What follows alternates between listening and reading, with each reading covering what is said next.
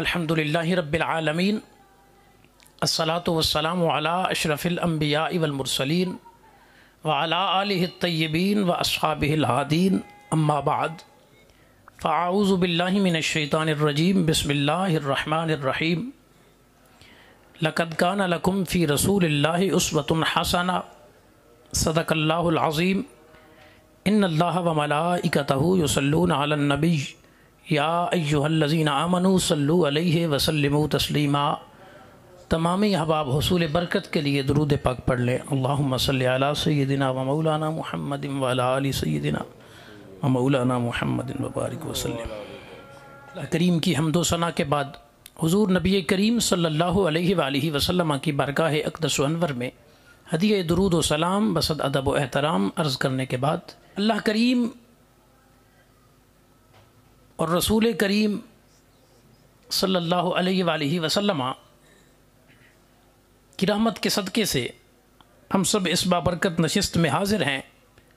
بار دیگر دعا گو ہوں اللہ پاک جملہ منتظمین کا انتظام کرنا، حاضرین کا آنا، علماء کا پڑھنا، ثنا خانوں کا پڑھنا، آپ احباب کا سننا، میرا کریم رب سب کی حاضری پاک بارگاہ میں قبول فرمائے، اور اللہ پاک آج کی اس بابرکت نشست کو ہماری فکری، عملی اور اعتقادی ہر لحاظ سے کامل تربیت کا ذریعہ اور وسیلہ بنائے، اور آخرت میں ان محافل کو ہماری بخشش اور مغفرت کا ذریعہ بنائے، آمین ثم آمین۔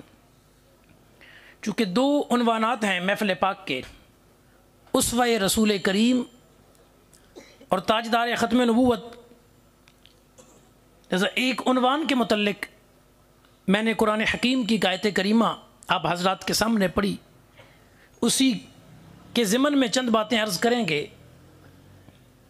رسول کریم صلی اللہ علیہ وآلہ وسلم کا اسوہ، طریقہ، نمونہ، اسوہ کا معنی ہے، اور نبی کریم صلی اللہ علیہ وآلہ وسلم کا اسوہ یعنی طریقہ، نمونہ، حضور کی زندگی اتنی کامل، اکمل اور عظمت والی ہے کہ جن ابو بکر و عمر، عثمان و علی، طلحہ و زبیر، حسنین کریمین، آل و اصحاب رضی اللہ تعالی عنہم اجمعین نے حضور کو دیکھا، کملی والے کے اعمال کو دیکھا، اقوال کو سنا، احوال کو ملاحظہ کیا، اس اسوہ حسنہ کا صرف نور ان کو نہیں ملا بلکہ قیامت تک جو بھی کلمہ گو کملی والے کی زندگی کے مطابق اپنی زندگی کو ڈھالے گا، اسے کملی والے کا فیض قیامت تک مدینہ سے نصیب ہوتا رہے گا۔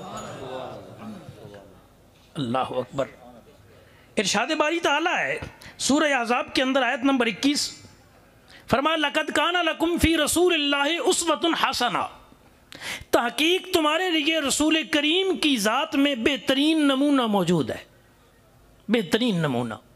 دنیا میں اصول یہ ہے یارو کہ بندہ کوئی اچھا کام کرے نا تو اچھا کام کرنے کی وجہ سے بندہ اچھا کہلاتا ہے۔ مثلا کوئی قاری صاحب ہوں اور وہ اچھے انداز میں قرآن کی تلاوت کریں تو لوگ کہتے ہیں فلاں قاری صاحب بڑے اچھے ہیں، تلاوت بڑی اچھی کرتے ہیں۔ کوئی خطیب ہو اچھے انداز میں خطاب کرے، لوگ کہتے ہیں فلاں کی خطابت بڑی اچھی ہے، فلاں بندہ خطیب بڑا اچھا ہے۔ کوئی بلڈنگیں بنانے والا مستری ہو، انجینئر ہو، بہترین ڈیزائن کرے، لوگ کہتے ہیں فلاں انجینئر بڑا اچھا ہے کیونکہ بڑا بہترین کام کرتا ہے۔ کوئی بندہ تاجر ہو اور تجارت کرے اچھے انداز میں تو لوگ کہتے ہیں کہ فلاں بندہ اچھا تاجر ہے۔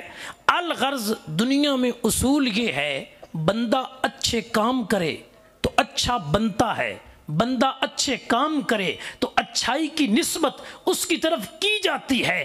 عام اصول تو یہی ہے کہ ہم اچھے کام کریں گے تو اچھے کہلائیں گے، لیکن عظمت مصطفیٰ سے صدقے جاؤں، علامہ سعیدی علیہ رحمہ لکھتے ہیں تبیان میں، فرما دنیا کے عام بندے تو اچھے کام کریں گے، بندے اچھے ہو جائیں گے، پر در مصطفیٰ میں یہ جا کے اصول بدل جاتا ہے۔ فرمایا مصطفیٰ کریم جس کام کو جس رنگ میں کر دیں وہی کام قیامت تک اس رنگ میں سب سے اچھا بنا دیا جاتا ہے۔ اللہ اکبر۔ جس انداز میں حضور نے جس کام کو کیا، اللہ کی عبادات میں سے عظیم ترین درجہ ہے نماز کا۔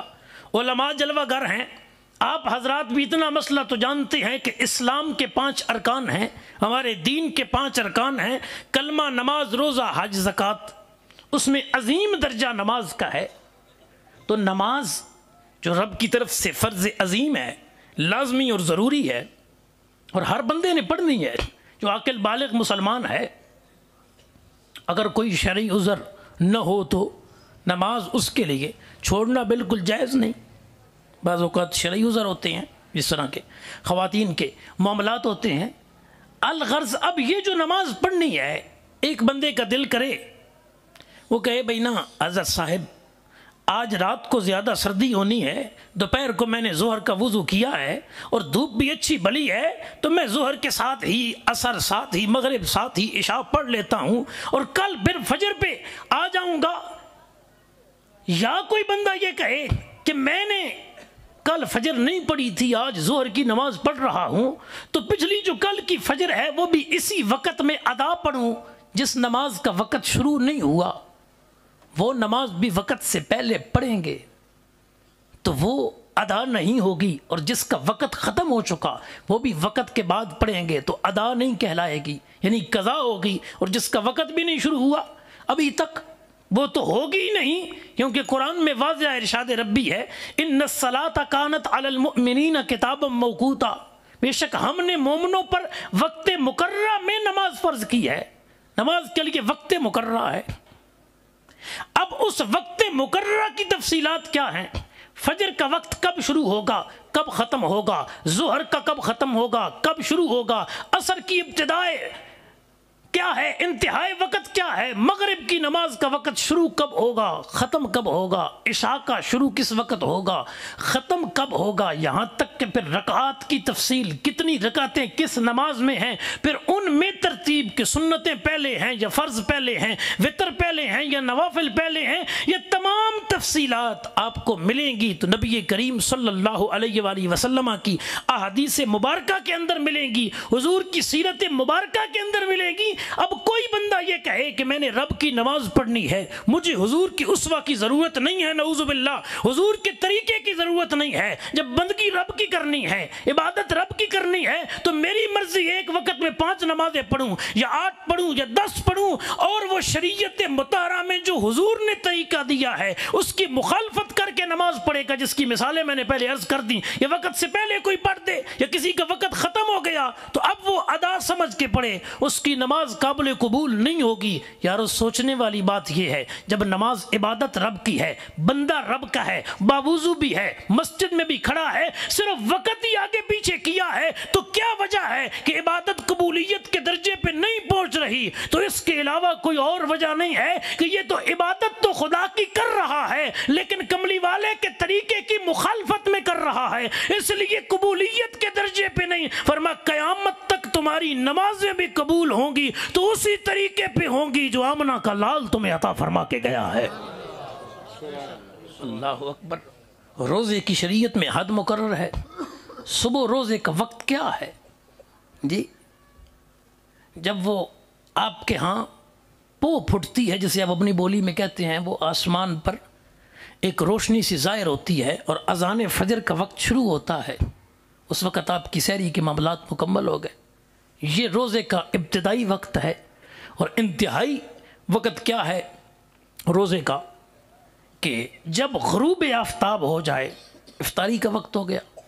ایک بندہ کہتا ہے رب کی عبادت ہے 16.5 گھنٹے کی ہے، میں ذرا اور بڑھاتا ہوں اس کو، اور وہ اپنا روزہ مغرب کے وقت افطار نہیں کرتا، وہ عشاء پہ لے جاتا ہے، 1.5 گھنٹہ اور روزہ لمبا کر لیتا ہے، اور سمجھتا یہ ہے کہ رب کی عبادت ہے، میں نے مغرب کے وقت افطار نہیں کیا، میں عشاء کے وقت افطار کر رہا ہوں، ثواب زیادہ ملے گا۔ نہیں، پوچھئے علماء سے، وہ الٹا اپنا روزہ خراب کر بیٹھا ہے، کیونکہ تیرے لمبے روزے کرنے میں جو تیرا اپنا طریقہ ہے وہ رسول کریم صلی اللہ علیہ وسلم کی اداؤں سے ٹکرا رہا ہے۔ فرما تیرے بھوکے پیاسے 16 کی بجائے 18 گھنٹے رہنے سے رب کو کوئی غرض نہیں ہے، روزہ قبول تب ہوگا جب تو سحری بھی اس وقت میں کرے گا جو رب کے حبیب نے دیا ہے، افطاری بھی اس وقت میں کرے گا جو رب کے حبیب نے وقت عطا کیا ہے۔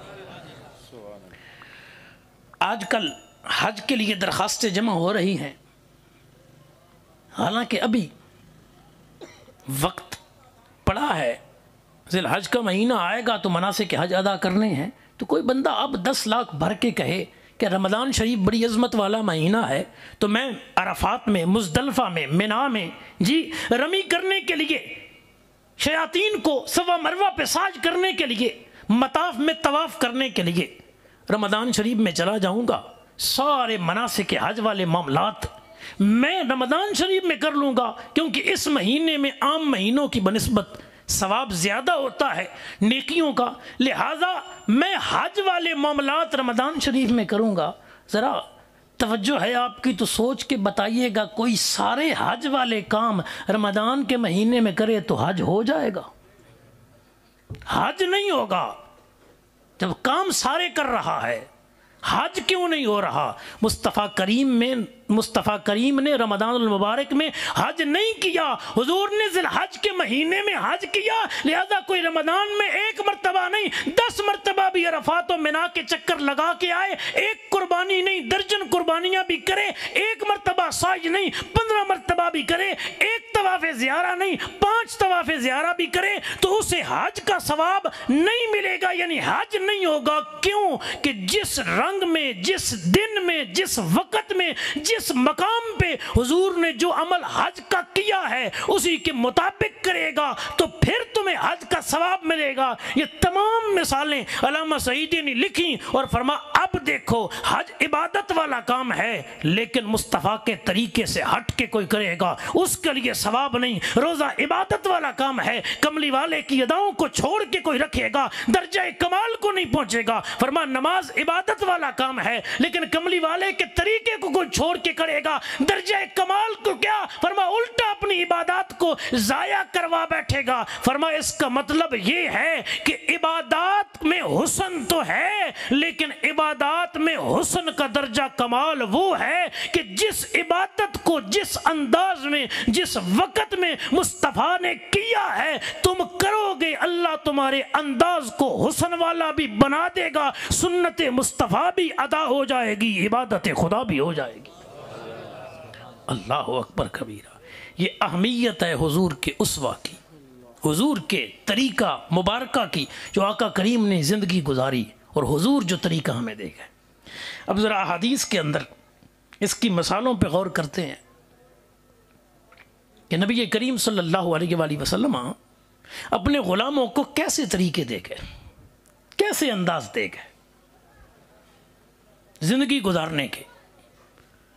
اس وقت دنیا گلوبل ولیج بن چکی ہے، ساری دنیا کے معاملات گویا اکٹھے ہو چکے ہیں، ایک ہی جگہ پہ آپ دیکھنے چاہیں تو نیٹ کے ذریعے دنیا کے معاملات آپ دیکھ سکتے ہیں، اور آئے دن دنیا کے اندر مختلف قسم کے معاملات ہو رہے ہیں، مختلف قسم کے مسائل دنیا کے اندر آئے دن پیدا ہو رہے ہیں، سوالات مختلف قسم کے آ رہے ہیں۔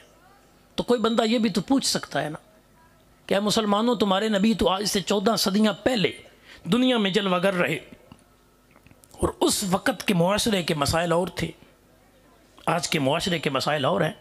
اس وقت لوگوں کے زندگی گزارنے کے انداز اور تھے، آج اور ہیں۔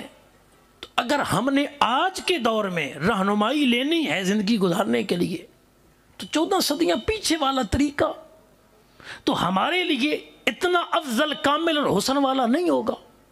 کوئی سوال کر سکتا ہے غیر مسلم، تو جواباً ہم عرض کیا کرتے ہیں کہ رب کی عزت و جلالت کی قسم، نبیوں کے تاجدار، آپ کے میرے آقا امام الانبیاء صلی اللہ علیہ وآلہ وسلم، آپ نے اپنی احادیث مبارکہ کے ذریعے اپنے غلاموں کی جتنی رہنمائی کی ہے، قیامت تک آنے والی حضور کی امت کے لیے کوئی ایک مسئلہ بھی ایسا نہیں ہے جس کے متعلق علماء امت قرآن و حدیث کو سامنے رکھ کے حل نہ پیش کر سکتے ہوں۔ جتنی بھی مشکلات امت کے لیے پیدا ہونی تھی، کملی والے نے ہر مشکل کے حل کا اپنی سیرت کے ذریعے اپنے غلاموں کو انداز عطا کر دیا ہے، انداز عطا کر دیا گیا ہے۔ صراحتاً نہ بھی ہو، اشارتاً نہ بھی ہو، تو کسی نہ کسی انداز میں حضور کی رہنمائی موجود ہے۔ میں ایک حصول برکت کے لیے مثال عرض کیے دیتا ہوں. حضور نبی کریم صلی اللہ علیہ وسلم آنا حرم شریف میں تشریف لائے، حرم مکہ میں طواف کعبہ کرنے کے لیے. جو کعبہ کے ارد گرد والی جگہ ہے نا، مطاف جسے بولتے ہیں، جہاں طواف ہوتا ہے، اس مقام پہ حضور آئے. امام الانبیاء صلی اللہ علیہ وآلہ وسلم آپ نے کئی طواف کیے ہیں. حج تو حضور نے ایک ہی کیا 10 ہجری کے اندر، لیکن عمرے نبی کریم صلی اللہ علیہ وسلم نے ایک سے زیادہ کیے ہیں، اور ہر عمرے کے اندر طواف ہے جو لازم اور ضروری ہے. تو حضور نے کئی طواف کیے ہیں. ان میں سے ایک طواف حضور نے ایسا کیا کہ کریم آقا اپنی سواری پر تھے، حضور اونٹنی پر موجود تھے، اور حضور سین کعبہ کے اندر جلوہ گر تھے، اور آقا کریم طواف کر رہے تھے خانہ کعبہ کا. اب ذرا غور کیجئے، آج کے دور میں جب یہاں سے کوئی بندہ حج کے لیے جاتا ہے، عمرہ کے لیے جاتا ہے، اور بندہ مریض ہو یا وہاں جا کے خدا نخواستہ کوئی ایسی بیماری پیدا ہو جائے کہ وہ پیدل نہ چل سکے، ویل چیئر لیتے ہیں، اسے اس پہ بٹھاتے ہیں، اور ویل چیئر پہ بٹھا کے پھر اوپر والی منزل پہ آج کل تو چل رہا ہے کہ ویل چیئر والے سارے اوپر چلے جائیں، وہ اوپر طواف کریں، کیونکہ نیچے سین میں وہ آئیں گے مطاف، تو وہاں ان کے لیے پریشانی ہوگی جو پیدل چل رہے ہیں کہ یہ درمیان میں ویل چیئر والا آ گیا. ویسے پہلے نیچے بھی کر لیتے تھے، نیچے ہو یا اوپر ہو تو طواف کعبہ رہا ہے، اور جو کر رہا ہے وہ مریض ہے، اور اسے دوسرا بندہ بٹھا کے ویل چیئر کے اوپر وہ طواف کروا رہا ہے. آج اونٹنیاں اور گاڑیاں تو سین حرم میں کوئی نہیں جاتی مریضوں کو طواف کروانے کے لیے، تو یہ جو ویل چیئر پہ بیٹھ کے طواف کر رہا ہے، اگر کوئی علماء سے مسئلہ پوچھے اس کا طواف شرعن ہوگا یا نہیں ہوگا، علماء پھر احادیث کھنگالیں گے، سیرت مصطفیٰ دیکھیں گے، اور پھر لوگوں کو بتائیں گے کہ ہاں ایک دن رب کے حبیب حرم میں آئے تھے اور کملی والے نے اونٹنی پہ بیٹھ کے طواف کیا تھا، گویا نگاہ نبوت سے دیکھ رہے تھے کہ آج میں تو نیچے بھی چل کے کر سکتا ہوں، لیکن میری امتیوں میں وہ وقت آنا ہے جب مطاف کی جگہ کم پڑ جائے گی، اور یہاں ایسے مریض بھی آنے ہیں جو دنیا سے لاکھوں روپے لگا کے آئیں گے، اور یہاں پہنچیں اور ٹانگوں میں طاقت نہیں یا معذور ہیں اور طواف کر نہیں سکتے، ان کے لیے طواف کرنا پیدل چل کے مشکل ہوگا، تو ان کو سواریوں پہ یا کسی چیز پہ بٹھایا جائے گا اور پھر طواف کروایا جائے گا. اگر حضور صرف زمین پر طواف کرتے تو امت کے لیے اس کی مثال موجود نہ ہوتی. کملی والے نے سواری پر طواف کر کے قیامت تک آنے والی امت کے لیے آسان راستہ بنا دیا. فرمایا جب تم میں سے کوئی مریض ہو اور ویل چیئر پہ طواف کر رہا ہو، حضور کے غلاموں غم نہ کرنا، اخلاص کے ساتھ طواف تم کر دینا. یار اپنی اونٹنی پہ طواف کر کے امت کے لیے یہ نمونہ بھی پہلے جاری فرما کے گئے ہیں. اللہ اکبر کبیرہ. اب اس دور کے اندر بڑا فرق ہے. اللہ اکبر کبیرہ. 14 صدیوں کا فرق ہے. اس دور میں تو ایسے ویل چیئر کے انداز میں مطاف کے اندر لوگ نہیں آتے تھے، ایسے طواف نہیں ہوتا تھا، لیکن آج تو ہو رہا ہے نا. اللہ اکبر. تو حضور ایسا طریقہ جاری کر کے گئے میرے بھائیوں، میرے بزرگوں اور دوستوں، جو قیامت تک حضور کی امت کے لیے نمونہ ہے. اچھا دوسری طرف آئیے، جب نبی کریم صلی اللہ علیہ وسلم نے نا مکہ شریف کو فتح کیا، یہ ضروری مسئلہ ہے، آپ کے کام آئے گا، بلکہ روزانہ ہی کام آئے گا. حضور نے فتح مکہ کے موقع پر مختلف معاملات کیے، بہت سارے اعلانات فرمائے. تو کچھ لوگ حضور کے غلام حضور کی بارگاہ میں آئے، عرض کیا یا رسول اللہ صلی اللہ علیہ وسلم آپ ایسا کریں نا، بھائی چیزوں کے ریٹ مقرر کر دیں، بھاؤ مقرر کر دیں. جی آج کل آپ کے گنے کا سیزن چل رہا ہے، آگے سے مالٹے کا سیزن آپ کا، جی مختلف اجناس ہیں ہمارے ہاں بکتی ہیں. تو حضور سے عرض کیا کہ آقا ریٹ مقرر کر دیں ہر چیز کا نا، کہ اس کی اتنی قیمت ہے، اس سے زیادہ بھی نہیں کوئی لے سکتا، اور اس سے کم بھی نہیں لے سکتا، یا کم لے سکتا ہے اور زیادہ نہیں لے سکتا. حضور نے یہ پسند نہیں فرمایا، میرے کملی والے نے ریٹ مقرر نہیں فرمایا. مفتیان کرام سٹیج پہ بیٹھے ہیں، شریعت میں منافع کی حد مقرر نہیں ہے. مثلا 1 روپے کی چیز آپ خریدیں، آپ 2 کی بیچیں، 3 کی بیچیں، 5 کی بیچیں، شریعت میں حد مقرر نہیں ہے کہ اس سے زیادہ منافع نہیں لے سکتے. آج کل تو پرفارما ہوتا ہے، اسسٹنٹ کمشنر کی طرف سے جاری کیا جاتا ہے سبزی منڈیوں کے اندر اور دیگر جنرل اسٹوروں کے اوپر، اس میں ریٹ لسٹ ہوتی ہے ہر چیز. لیکن دینی طریقہ، حضور کا طریقہ میں عرض کر رہا ہوں، اس کے اندر حد مقرر نہیں کی گئی. بہت ساری حکمتیں ہیں. میں ایک سادہ سی حکمت عرض کیے دیتا ہوں جو علماء کرام نے بیان کی. فرمایا ایسے ہوتا ہے کبھی کبھی بیچنے والا بڑا غریب ہے اور لینے والا بڑا امیر ہے، اور اس بیچارے کے پاس چیز بھی بڑی تھوڑی ہے. جی مثال کے طور پہ وہ 5 روپے کی چیز لے کے آیا، 10 روپے کی چیز لے کے آیا، اور جو بندہ آیا ہے وہ ارب پتی ہے، کروڑ پتی ہے. یہ اس کو 100 کی بھی بیچ دینا، اگلے کا کوئی نقصان نہیں ہوگا، اسے کوئی پریشانی نہیں ہوگی 100 کی بھی لے کے. اور اسی کی دکان پہ اگر کوئی غریب بندہ آ گیا جس کی طاقت ہی ہے کہ وہ 10-15 روپے بھر سکتا ہے، تو اب یہ غریب کو رعایت کے ساتھ دے دے اور امیر کو مہنگی چیز دے دے. اس سے غریب کا بھی فائدہ ہو جائے گا، دکاندار کا بھی فائدہ ہو جائے گا، اور امیر بندے کو فرق کوئی نہیں پڑے گا. حضور قانون ایسا دے گئے ہیں جو ہر زمانے ہر دور کے اندر لاگو ہو سکتا ہے. یہ مارکیٹ مکہ شریف کی ہو، 75 چک کی ہو، لاہور یا اسلام آباد کی ہو، یہ شام کا بازار ہو یا عراق کا علاقہ ہو، قیامت تک آنے والی دنیا کو حضور نے ریٹ مقرر نہ کر کے یہ انداز دیا ہے کہ میرے امتیوں کی حالت ہر دور میں مختلف ہوگی، ہر دکاندار کی حالت کیفیت مختلف ہوگی. اگر میں نے کچھ مقرر کر دیا تو اس سے تجاوز کر بیٹھے تو گناہگار ہوں گے. حضور ایسا کھلا راستہ چھوڑ کے گئے ہیں کہ تمہاری چاہت ہے غریب کو سستا بیچ دینا، امیر کو مہنگا بیچ دینا. یار نے تمہارے لیے قیامت تک آسانی والے راستے کھول کے رکھ دیے ہیں. اللہ اکبر کبیرہ آپ کی پوری زندگی کے اندر. اچھا پھر بہت ساری چیزیں ایسی ہیں اسلام کی میرے بھائیوں، بزرگوں اور دوستوں، جس میں نبی کریم صلی اللہ علیہ وسلم نے 2 نمونے، 3 نمونے، 4 نمونے، 5 نمونے، 5 انداز، 5 طریقے، 5 اس میں 4 3 2 مختلف انداز امت کے لیے پیش فرمائے. مثلا مسلم شریف کی حدیث پاک ہے، نبی کریم صلی اللہ علیہ وسلم کے پاس حضرت عبداللہ بن عمر رضی اللہ تعالی عنہما آئے. حضرت عمر کے بیٹے ہیں، مفتی مکہ تھے، یہ بہت بڑے عالم ہیں اپنے دور کے. حضور کے پاس آئے تو کملی والے نوافل پڑھ رہے تھے. حضور کون سی نماز پڑھ رہے تھے؟ نوافل کی، نفل پڑھ رہے تھے حضور، اور بیٹھ کے پڑھ رہے تھے.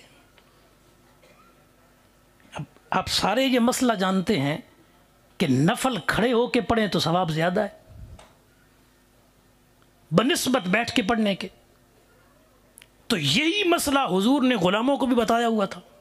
عبداللہ بن عمر آئے اور حضور کو دیکھا، عرض کیا یا رسول اللہ صلی اللہ علیہ وسلم، ہم نے آپ سے ہی سنا ہے کہ نفل کھڑے ہو کے پڑھیں اجر زیادہ ہے، بیٹھ کے پڑھیں اس کی بنسبت کم ہے. اور آقا ہم یہ بھی جانتے ہیں کہ کائنات میں اتنا زیادہ اللہ کی عبادت کرنے والا کوئی نہیں ہے جتنے آپ اللہ کی عبادت پر حریص ہیں. آپ رب کی عبادت زیادہ کرتے ہیں اور وہ اعمال کرتے ہیں جن میں ثواب زیادہ ہو. اور آپ خود بیٹھ کے پڑھ رہے ہیں، خیریت تو ہے، مزاج گرامی تو ٹھیک ہے، بالفاظ دیگر یہ معنی بنے گا کہ آقا صحت مبارک تو ٹھیک ہے کہ ہمیں ارشاد فرماتے ہیں کھڑے ہو کے پڑھو زیادہ ثواب ہے، اور ہمیں پتہ ہے آپ زیادہ ثواب والا کام کرتے ہیں. آج سونا خود بیٹھ کے پڑھ رہے ہو، اس کی کوئی حکمت یا کوئی آقا علت ہے، وجہ ہے تو بیان فرما دیجئے. رب کے حبیب نے انوکھا جواب دیا. حضور نے فرمایا تم میں سے کوئی بھی ایسا نہیں ہے جو میں مصطفیٰ کی مثل بن سکے. فرمایا تم میں سے کوئی میری مثل نہیں ہے. یعنی یہ مثال جو تم سمجھ رہے ہو کہ جس طرح ہم کھڑے ہو کے پڑھیں تو پھر تو زیادہ ثواب ہے اور بیٹھ کے پڑھیں تو کم ہے، یہی قانون حضور پہ بھی لاگو ہوتا ہے. فرمایا تم میں سے کوئی میری مثل نہیں ہے. مطلب کیا کہ میں کھڑے ہو کے پڑھوں یہ بھی امت کے لیے فیض ہے، میں بیٹھ کے پڑھوں یہ بھی میری امت کے لیے نور اور رحمت ہے. یا رسول اللہ، اللہ اکبر. اب کھڑے ہو کے بھی حضور نے پڑھے ہیں لیکن بیٹھ کے بھی پڑھے ہیں جی، تاکہ ہمارے لیے آسانیاں پیدا ہو جائیں. اللہ اکبر. اب وضو کرتے ہیں، عام معمول ہے آج کل تے مسئلہ ہے، زیادہ کم مسئلے ہیں ویسے جی. احادیث میں موجود ہے، سنن ترمذی اٹھائیں، مشکات المصابیح، بخاری اور مسلم میں بھی. آپ نے جو وضو کے لیے اپنے اعضاء کو دھونا ہے، مثلا کلی کرتے ہیں، آپ ہاتھ دھوتے ہیں، ناک میں پانی ڈالتے ہیں، چہرہ دھوتے ہیں، कोनियों समेत हाथ धोते हैं, सर का मसा करते हैं और आखिर में पाँव धोते हैं। अमूमी तौर पे आप 3-3 मरतबा। अहदीस में 2 का जिक्र भी मौजूद है, अहदीस में 1 का जिक्र भी मौजूद है जी। अगर एक दफ़ा धोने से आपके अज़ाए वुज़ू पर मुकम्मल पानी पहुंच जाए जो लाजिम और ज़रूरी है, तो आपका वुज़ू शरअन हो जाएगा। 3 मरतबा धोएंगे तो हुजूर की सुन्नत पर अमल करने का सवाब मिलेगा, वरना 1 मरतबा भी धोएंगे तो फ़र्ज अदा हो जाएगा। यही हुक्म गुस्ल का है। गुस्ल जनाबत भी हो आप पर गुस्ल करना लाजिम है, और आपने 1 मरतबा पूरे वजूद पर मुकम्मल पानी बहा दिया, 1 मरतबा सही गरारे मुकम्मल मुंह के अंदर पानी फेर के कुल्ली कर ली, 1 मरतबा नाक की नरम हड्डी तक पानी पहुंचा लिया, गुस्ल के 3 फर्ज अदा हो गए। अब 3-3 मरतबा करेंगे सुन्नत का सवाब, लेकिन 1 मरतबा भी सही तरीके से कर लेंगे फर्ज पूरा हो जाएगा। गोया हुजूर तरीके 2 दे गए कि उम्मतियों के लिए आसानी हो। फर्ज तो 1 से भी पूरा हो जाएगा, वक़्त भी है, पानी भी मौजूद है, तो यार की सुन्नत पे अमल करके 3-3 मरतबा कर लेगा, ताकि हुजूर की सुन्नत की बरकत और ज़्यादा आता कर दी जाए। अल्लाह अकबर कबीरा। अच्छा, फिर नबी करीम सल्लल्लाहु अलैहि वसल्लम ने खाने के मुतल्लिक़ एक उसूल दिया जी। साथ साथ ज़रा आपके मिजाज के मुताबिक भी जी मामलात करें। मैं कोशिश कर रहा हूँ कि हर चीज़ की एक एक मिसाल, एक तिजारत से मिसाल दी, एक इबादत से मिसाल दी, एक हज की मैंने मिसाल अर्ज़ की। खाने के मुतल्लिक़ नबी करीम सल्लल्लाहु अलैहि वसल्लम का मामूल मुबारक क्या है, हुजूर का अंदाज़ मुबारक क्या है। हुजूर नबी करीम सल्लल्लाहु अलैहि वसल्लम ने अपनी ज़िंदगी मुबारक के अंदर जब भी खाना इस्तेमाल किया है, तनावुल फरमाया है अपनी शान के लायक, नबियों के ताजदार ने उसूल ये दिया है कि खाना तुम्हें पसंद हो तो खाना खा लो, और अगर खाना तुम्हें पसंद नहीं है तो खाना छोड़ दो, लेकिन खाने के अंदर ऐब ना निकालो। सुन्नत क्या है? खाने में ऐब ना निकालना जी, यानी जो तुम्हें मिले उस खाने के अंदर ऐब ना निकालो कि नमक ज़्यादा है या मिर्च ज़्यादा है जी। हाँ, अपना मिजाज देखें, अगर आपको वो चीज़ पसंद है, हलाल चीज़ है, तो आप उसको खा सकते हैं, हराम है तो वैसे भी गुंजाइश नहीं है। और अगर चीज़ हलाल है और आपको पसंद नहीं है तो शरीयत ने लाजिम नहीं किया कि आप यही खाएं। मसलन अमूमन आप ये हदीस सुनते हैं, बुखारी शरीफ के अंदर मौजूद है, हज़रत अनस रज़ियल्लाहु अन्हु कहते हैं कि मुझे कद्दू से मोहब्बत है, कद्दू से मोहब्बत है, प्यार है, पसंद है, और कहा एक ख़ास वक़्त से पसंद है, बचपन से नहीं, एक ख़ास वक़्त है, उस दिन से मोहब्बत है, उस दिन से प्यार है, कद्दू पसंद है। पूछा गया कब से?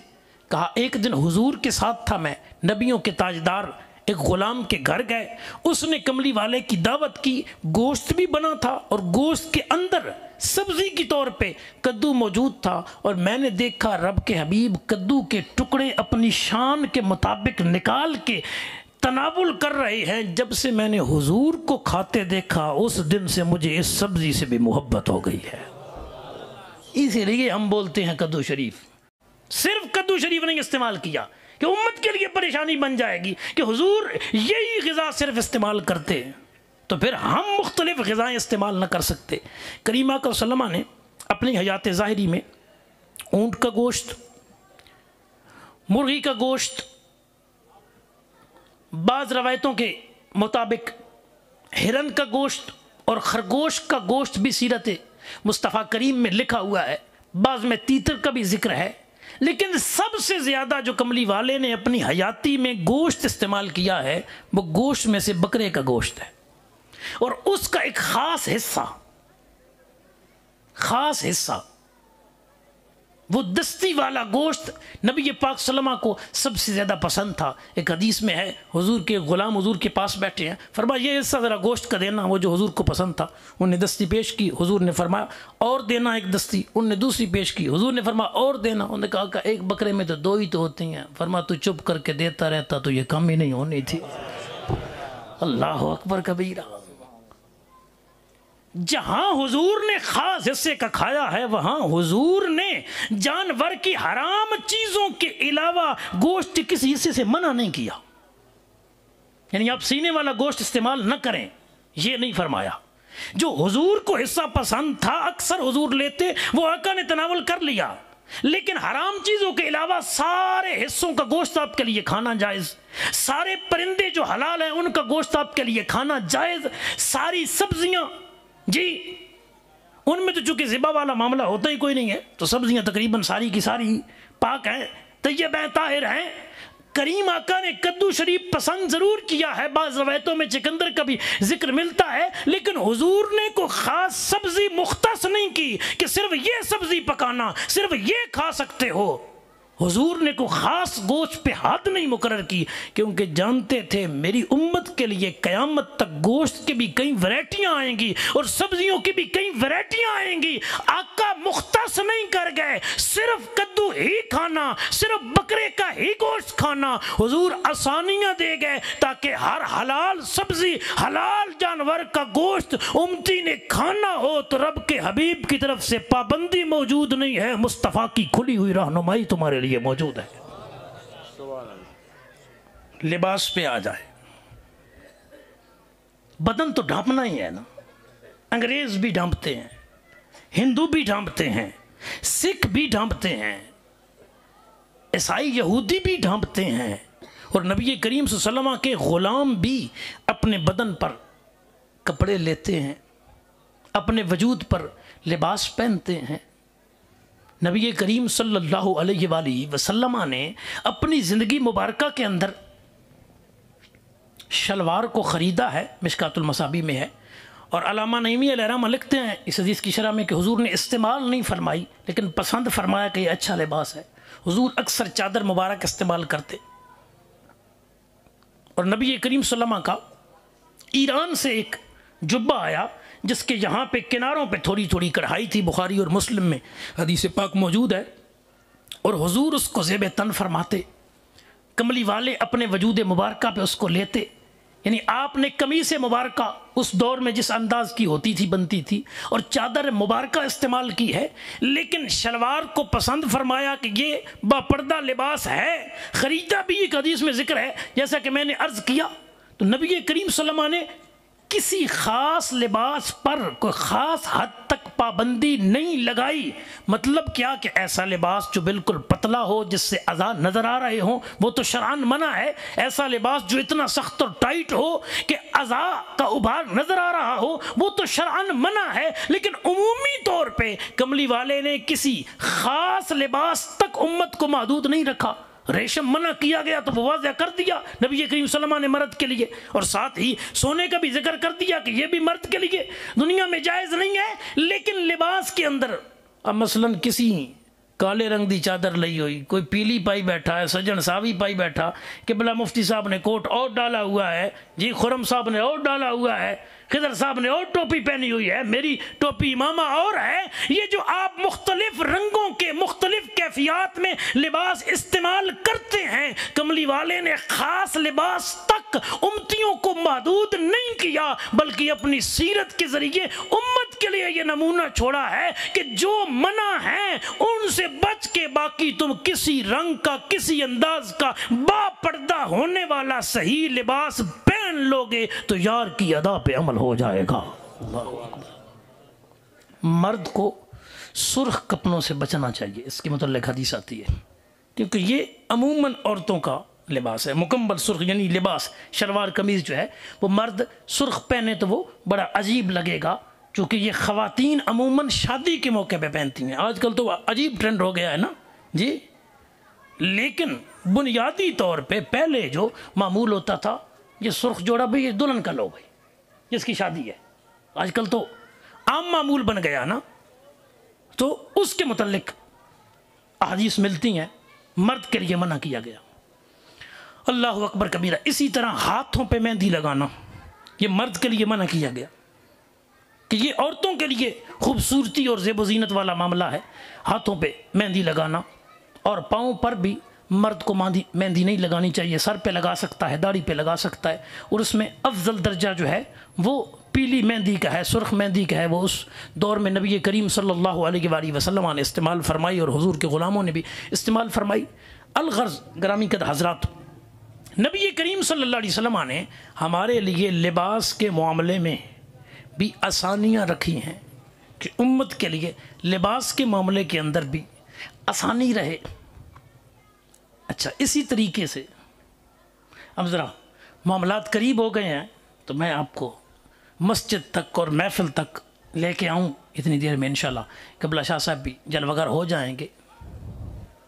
نبی کریم صلی اللہ علیہ وآلہ وسلم نے ہمارے لیے جو عبادات کے طریقے مقرر کیے ہیں، بالخصوص نماز، اور نماز میں پھر مرد حضرات کے لیے مسجد، اس میں آپ غور کیجئے کتنا حسن ہے۔ جامع الترمذی میں ہے، نبیوں کے تاجدار نے فرمایا میرے غلاموں، جی آقا، فرمایا میں تمہیں وہ اعمال نہ بتاؤں جن سے گناہ معاف ہو جاتے ہیں اور درجے بلند ہو جاتے ہیں؟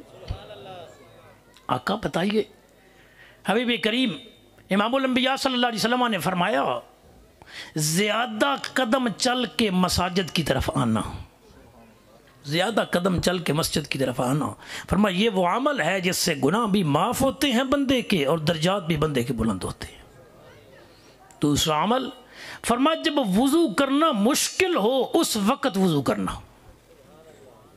آج کل موسم سرد ہے تو پانی ٹھنڈا ہوتا ہے تو ذرا مشکل ہوتی ہے، تو اب وضو کا ثواب دو رہا ہے، ایک وضو والا اور ایک جو تمہیں ٹھنڈ لگ رہی ہے یار کے صدقے، اس کا ثواب تمہیں علیحدہ دیا جائے گا۔ جتنی عبادات میں مشقتیں زیادہ ہوتی ہیں، یعنی شریعت کے مقررہ طریقے ہیں عبادات کے، اتنا اس میں ثواب زیادہ ہوتا جاتا ہے۔ مثلا سردیوں کے روزے بھی، روزے تو ہیں، فرض کا روزہ ثواب تو ملے گا، لیکن گرمی میں ہے، بھوک اور پیاس کی شدت کی وجہ سے آپ کا روزہ، اس میں آپ ظاہری طور پہ اپنے نفس کے ساتھ جہاد زیادہ کر رہے ہیں، تو اب ثواب زیادہ ملے گا۔ کیوں کہ جتنی مشکلیں زیادہ جھیلے بندہ، خدا مصطفیٰ کی رضا کے لیے اتنے درجے زیادہ بلند کیے جاتے ہیں۔ اللہ اکبر۔ اسی حدیث میں تیسرا عمل جو بتایا گیا، ایک یہ کہ زیادہ قدم چل کے مسجد کی طرف آنا، دوسرا یہ کہ جب مشکل وقت ہو وضو کرنا، جب مشکل ہو اس وقت وضو کرنا، اور تیسرا فرمایا ایک نماز کے بعد دوسری نماز کے انتظار میں بیٹھنا، یا مطلقاً نمازوں کے انتظار میں بیٹھنا۔ دونوں مفہوم حدیث مبارکہ کے اندر موجود ہے۔ مغرب کی نماز پڑھی آپ نے، اور چونکہ مغرب کے بعد ہی محفل پاک کا اعلان تھا، اور مغرب کے بعد ہی کچھ دیر کے بعد نماز کی محفل پاک شروع ہو گئی، اور اب مغرب کے بعد نماز عشاء کا وقت ہے جو شروع ہو چکا ہے۔ اب نبی کریم صلی اللہ علیہ وسلم نے انداز کیا دیا؟ بخاری میں ہے، حضرت انس رضی اللہ عنہ کہتے ہیں کملی والے نے فرمایا جو بندہ نماز پڑھ لے اور نماز پڑھ کے اس جگہ پہ بیٹھ جائے جہاں اس نے نماز پڑھی تھی، اٹھ کے نہ جائے، وضو نہ توڑے، دنیا کی بات نہ کرے، فرمایا جب تک بیٹھا رہے گا اللہ کے فرشتے اس کے لیے دعائیں کرتے رہیں گے۔ اس کا مطلب ہے سجنوں، روزانہ نماز پڑھ کے گھر نہیں ٹڑوینا، کدی کدی نماز پڑھ کے مسیتی بانا بھی ہے تاکہ یار دی اس عداد بھی فیض ملتا ہے۔ اور پھر بخاری میں ہی موجود ہے، حضرت عمر رضی اللہ عنہ فرماتے ہیں نبی کریم صلی اللہ علیہ وسلم نے فجر کی نماز پڑھائی، حضور نے تقریر شروع کر دی، زور کا وقت ہو گیا، حضور کا خطبہ چل رہا ہے، نماز پڑھائی پھر شروع کر دیا، فرمایا پھر عصر تک، پھر عصر پڑھائی پھر شروع کر دیا، پھر حضور نے مغرب تک، فرمایا اس سارے دن کملی والے نے اتنا لمبا خطبہ دیا کہ قیامت تک، یہاں تک کہ جنتیوں کے جنت میں جانے تک، جہنمیوں کے جہنم میں جانے تک کے جو احوال تھے رب کے حبیب نے سارے بتا دیے۔ اب جس کا حافظہ جتنا مضبوط تھا، جتنا اس کو یاد ہو گیا، وہ اتنا بڑا عالم ہو گیا، حضور نے بیان کر دیے۔ اللہ اکبر۔ احوال، اس کا مطلب ہے کبھی کبھی لمبی تقریر کرنا، یہ بھی سنت مبارکہ ہے۔ میں نے آپ کو کہا نا میں آپ کے مزاج کے مطابق چل رہا ہوں، بھئی آپ کو کوئی چیز میں محسوس نہیں ہونے دوں گا انشاءاللہ۔ لیکن اکثر حضور کا معمول مبارکہ کیا ہے؟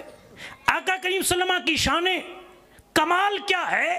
بخاری میں ہے، مسلم میں ہے، آقا کریم نے فرمایا اللہ نے مجھے 6 صفتیں ایسی دیں، 6 خصائص ایسے دیے جو میرے علاوہ کسی نبی اور رسول کو بھی نہیں دیے گئے۔ ان میں سے ایک یہ ہے کہ حضور کو جوامع الکلم بنایا گیا۔ مصطفیٰ کے جملے تو مختصر ہوتے ہیں لیکن معنوں کے سمندر اس میں پنہاں ہوتے ہیں۔ حضور کی بات مختصر ہوتی لیکن معنی اور مفہوم بڑے لمبے ہوتے ہیں۔ اکثر حضور مختصر تقریریں کرتے، یہ مطلب ہے روز لمبی نہیں کرنی، روز لمبی نہیں کرنی، اللہ اکبر کبیرہ، لیکن کبھی کبھی لمبی ہو جائے تو پھر غلاموں کو بھی نہیں تھکنا چاہیے۔ جس طرح حضرت عمر کہتے ہیں اس دن سارا دن ہی حضور کی تقریر چلتی رہے جی، اور ظاہر ہے پھر بھوک پیاس انسانی طبیعت کا تقاضا ہے، تو کبھی کبھی حضور نے اگر تقریر لمبی کی ہے تو کبھی کبھی یار نے غلاموں کو لنگر بھی تو لمبا کھلایا ہے۔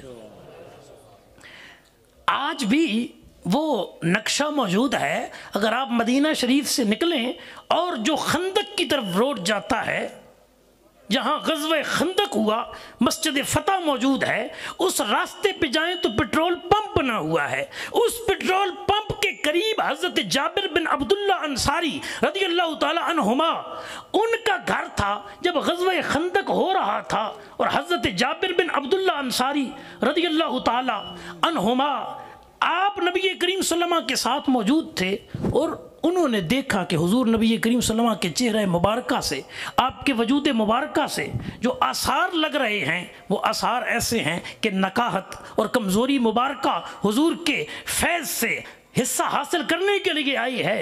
اور غلام خندق کھود رہے تھے، ہاتھوں کے اندر اس دور کے ہتھیار، اور ان کے وجود پر بھی مشکلات والے معاملات، تنگی والے معاملات اور پریشانی والے معاملات، تو فوراً گھر گئے اور گھر جا کے اپنے گھر والوں سے پوچھا کہ کیا کوئی ایسی چیز موجود ہے گھر میں کھانے کے لیے۔ تمام احباب بیٹھے، قبلہ شاہ صاحب کا حکم ہے تمام احباب تشریف رکھیں۔ تمام احباب تشریف رکھن گے اپنی اپنی جگہ تے۔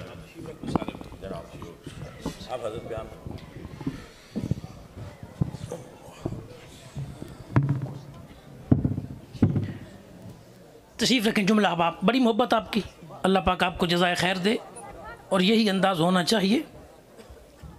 زیادہ آپ کے لیے برکت اسی میں ہے کہ آپ علماء کی سادات کی زیارت کریں اور ان کے بیانات کو صحیح معنوں میں سنیں اور پھر اس کے مطابق عمل کریں۔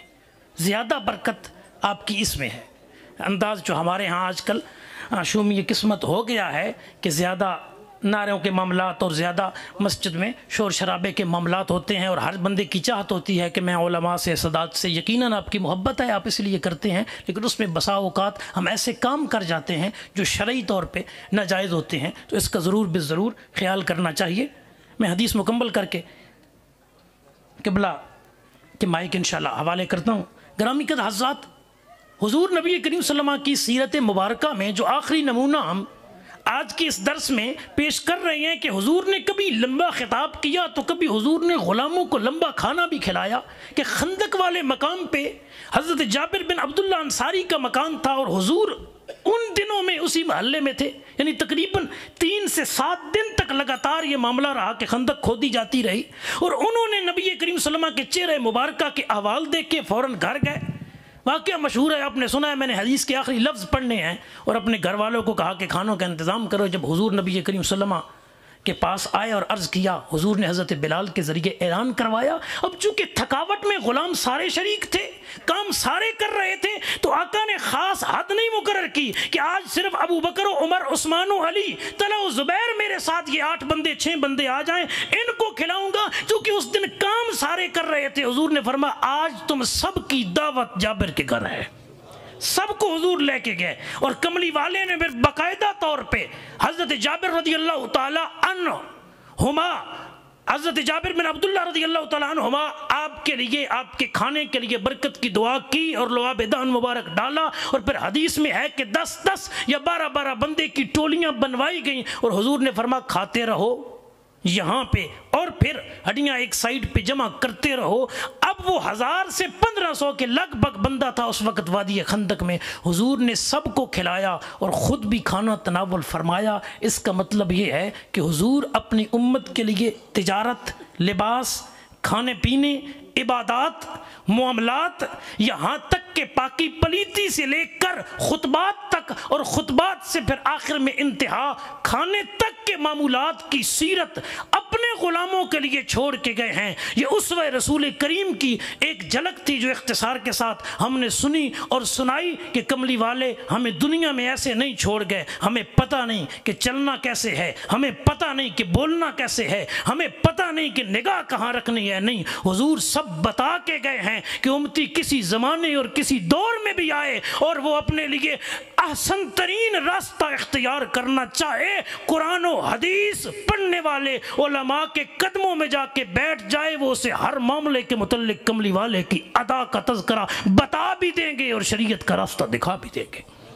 اللہ کریم آپ کو مجھے سب کو دین کو صحیح معنوں میں سمجھنے اور ان کے احکامات پہ عمل کرنے کی